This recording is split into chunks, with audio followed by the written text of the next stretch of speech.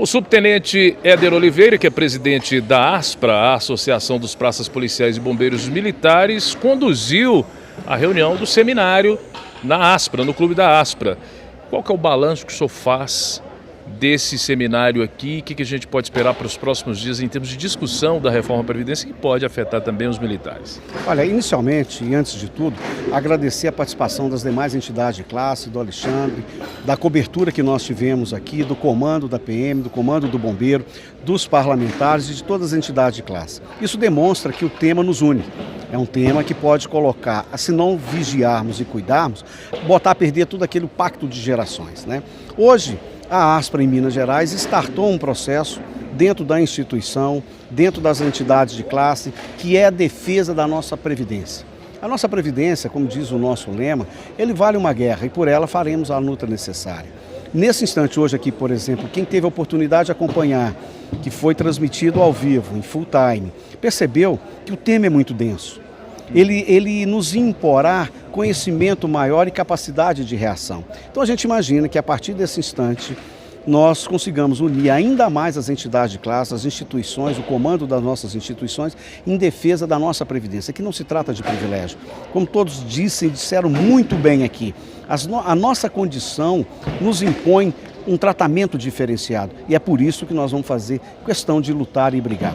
Tendo que o seminário, se ele fosse o dia todo, teria assunto para o dia todo, se fosse 2 dias, teria assunto para 2 dias, mas ele não esgota em si mesmo.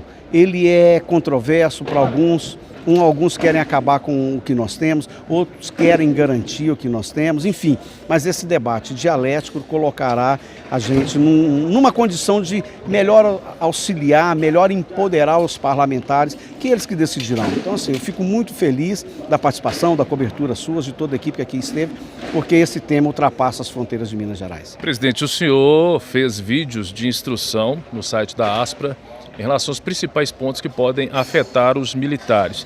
Você pode citar esses pontos para a gente aqui e de forma objetiva, claro, mas deixando claro para os nossos telespectadores, para os nossos ouvintes, quais são esses pontos e como eles podem sim atingir os militares e a sua forma de, vamos dizer, previdência. Não é bem previdência dos militares, mas vamos dizer previdência.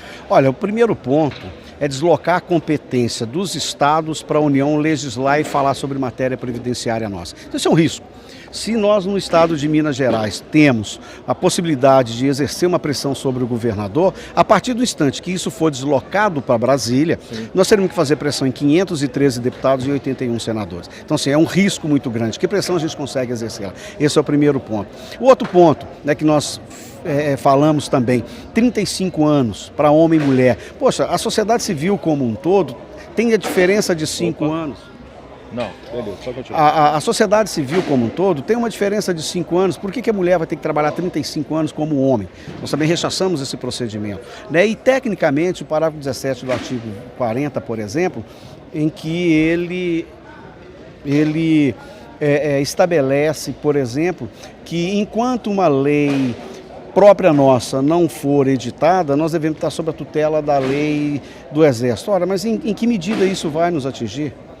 E o Pacto Federativo, respeitando a soberania dos Estados. Então, assim, o tema, de fato, ele é chato de discutir, porque ele é muito técnico, ele tem que ter uma combinação de artigos, parágrafos, incisos, para a gente poder entender. Mas traduzindo hoje, se eu tivesse que traduzir, dizer o seguinte, olha, nós não podemos permitir que se desloque competência dos Estados para a União para legislar sobre Previdência. Ponto. Sinteticamente é isso. Esse é o nosso campo de batalha, não permitir que isso ocorra. Contribuição previdenciária e idade, principalmente em relação ao policial feminino.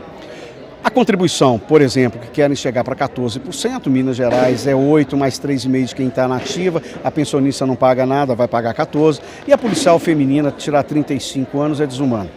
Não existe nenhuma outra categoria. Então, se fosse por essa lógica, a sociedade civil, todos os demais teriam o mesmo tempo, idade iguais para homens e mulheres. Por que eles querem colocar justamente uma categoria tão sofrida, a categoria que não descansa, a categoria que trabalha 24 horas por dia, vai colocá-las no patamar de trabalhar homem e mulher com o mesmo tempo, cumprindo a mesma jornada? É desumano. O senhor falou que outros eventos também ocorrerão no estado de Minas Gerais, pontos do Brasil e em Brasília para discutir até que a reforma seja votada e aprovada? Sim, por exemplo, em Minas Gerais, devemos fazer em Governador Valadares, Juiz de Fora, salvo engano, Poços de Caldas, estamos fechando a agenda, né? Mas já com a agenda pronta, programada e efetiva para segunda-feira agora na Assembleia Legislativa do Estado de São Paulo, no dia 12 em Roraima, né, lá onde está com aquele problema grave, que não bastasse aquela circunstância, ainda tem mais a reforma da Previdência para, né?